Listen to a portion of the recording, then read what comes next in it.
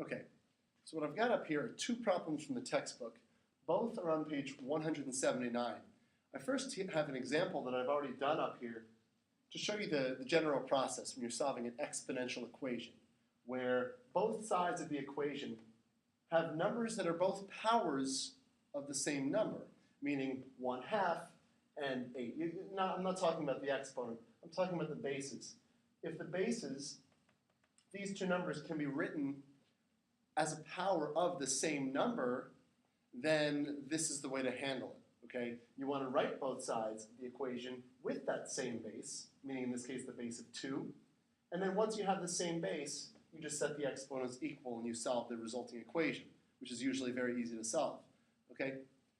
When you have problems where you can't write both sides with the same base, like the problem, I don't know, 2 to the power x equals 7, or something like that, or 1/3 to the power x equals 4, and so on and so forth. Those you can't do in the same way that I'll do these two. You have to use logarithms. Okay? When you're solving for the exponent, you can always use logarithms, even to do a problem like we're about to do here. But you should know how to do it by hand without a calculator as well. It'll build your number sense and it'll help you out in future classes. It's a more efficient way to do the problem. Okay? It's faster.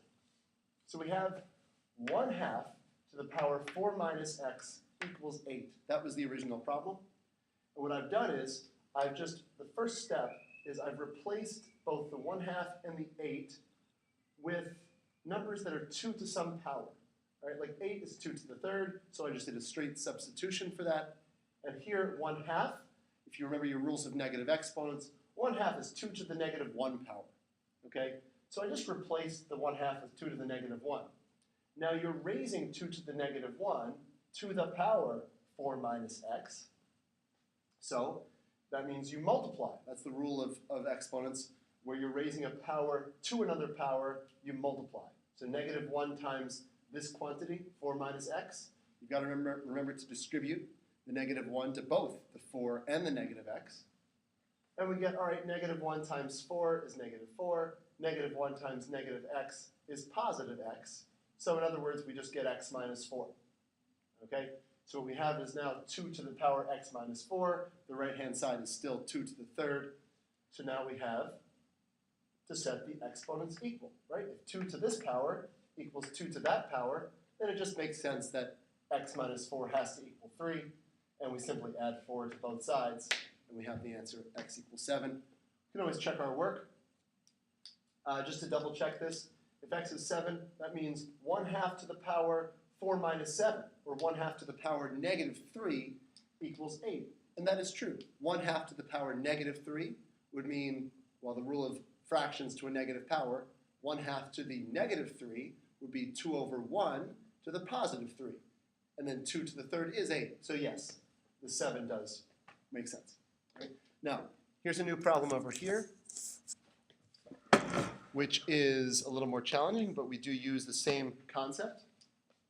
All right, the cube root of this mess equals 32. Well, forget the fact that it's a cube root. That number doesn't really make too much of a difference, okay? The key is the base. The bases here are 8 and 16 and 32. All three of those numbers can also be written as a power of 2. Okay? It's usually, the base in these problems that the textbook gives is usually going to be 2 or 3 or 4, one of those small numbers, okay? So what I've got to do is rewrite this whole problem with bases of 2's everywhere. All right? But the first thing I'm going to do is ditch that cube root. Okay? If you remember from the way radicals work out, the index is talking about really the denominator as the fractional power. It's easier to see than to explain, but what I mean is that it's this whole mess, 8 to the power x plus 1 over 16 to the power x. The cube root would indicate that it's a 1/3 power. And 32, well, we can just leave that as 32 for now. All right? So this is the first thing I would do. Right? The radical with the exponents, it makes it a little bit confusing, so I would replace that radical, I would make it into the power 1/3. All right? Now, we have to write the 8, the 16, and the 32 all with a base of 2, and that'll get us on our way. 8 is the power 3, right? 2 to the 3rd power. So we have 2 to the 3rd up here. replacing the 8, and that's to the x plus 1. And 16 is 2 to the 4th. So yeah, you have to know your powers of these numbers, right? You really have to almost memorize them.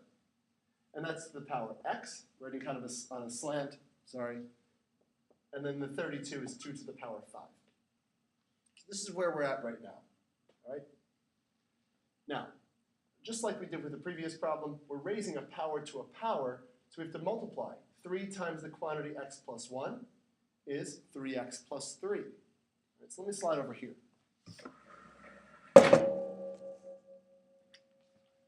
So we have 2 to the power 3x plus 3 now, okay, over 2 to the power 4x equals 2 to the 5th. We're actually almost done. Now we've got to use the rule, okay, when we divide exponents with a common base, we subtract the exponents. 3x plus 3 minus 4x is, well, 3 minus x, right? So we have now just a 2 to the power 3 minus x equals 2 to the power 5. That's where we want to be. We want to be at a place where we have a common base raised to a power. Now we set the exponents equal. 3 minus x equals 5. And we know x is going to equal negative 2. Right? I would just add the x over here to make it positive, take away the 5, and we get x equals negative 2.